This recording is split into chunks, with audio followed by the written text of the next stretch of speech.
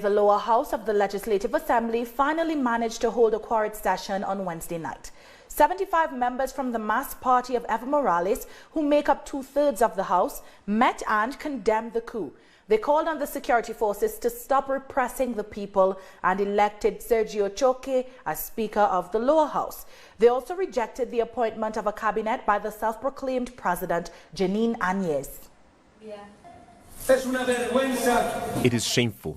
With what moral right or decency are they now swearing in these fascist ministers, who do not present themselves before the Bolivian people, but before the fascist oligarchy?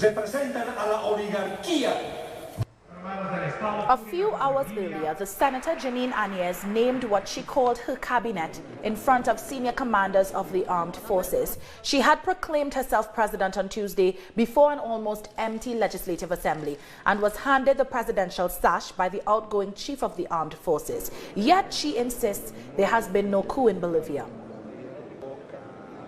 I want to make it clear that there is no coup d'etat in Bolivia. There is a repositioning of constitutional legality. We successfully finished our term, convinced that our armed forces are growing and transforming themselves to be a big and strong Bolivia, sovereign and respected in the whole world. On Wednesday afternoon, lawmakers from Evo Morales' mass party were prevented from getting into the assembly building. We are members of parliament. We need to get into our offices and be able to hold the meetings we need to have. And we're asking the colonel here to let us in. Nothing more than that. But when the senator and other anti-coup lawmakers did try to get in, the police used force to stop them. They were beaten and tear gas was fired. Adriana Salvatierra is the president of the Senate, which would put her first in line to succeed Evo Morales. She also presented her resignation on Sunday, but it was never accepted by the Congress. We have been blocked access to parliament. We have been beaten. They have tear gases us. This is a clear sample of the violence that they are willing to exercise. And it is also shown that there are no guarantees for parliamentary work. This is illegal. It is an abuse and it is a coup d'etat. Another mass senator, Sonia Brito, told Telesur that the self-proclamation of Áñez as president has broken the rule of law. Y se rompió el Estado de Derecho. The rule of law has been broken. Now we have the army and the police in the street shooting at social movements, at popular organizations and people who are mobilized. We already have the information of 5 people who have been killed, apart from the death from yesterday in the south, 2 in Sucre, 4 in Cochabamba. The number of wounded, detained and dead unfortunately is not being reflected in the media, since local independent media is being silenced and now we only have the right-wing media. Y así no se está reflejando en los medios. Wednesday's protests began with a huge cabildo or community assembly in El Alto.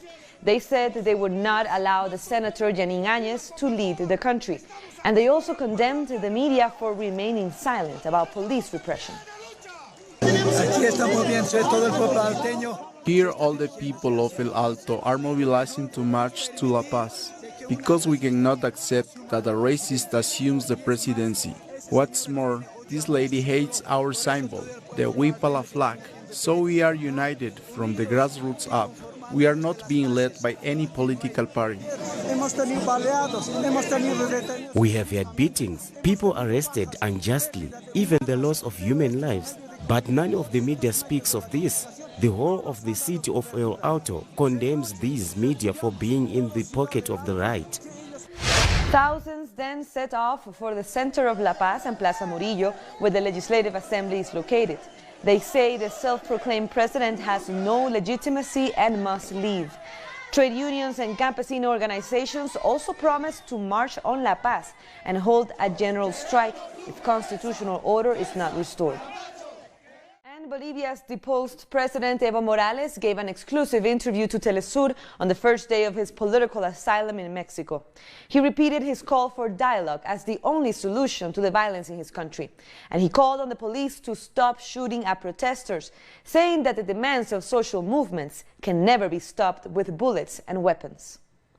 Exactly half an hour ago, I was talking to our senators, the mass senators in the assembly, and they said they had to cut off the call. The police are intervening. Otherwise, they are going to arrest us. So the police were intervening in the meeting of our senators. That is the extreme to which the police violence is reaching in Bolivia.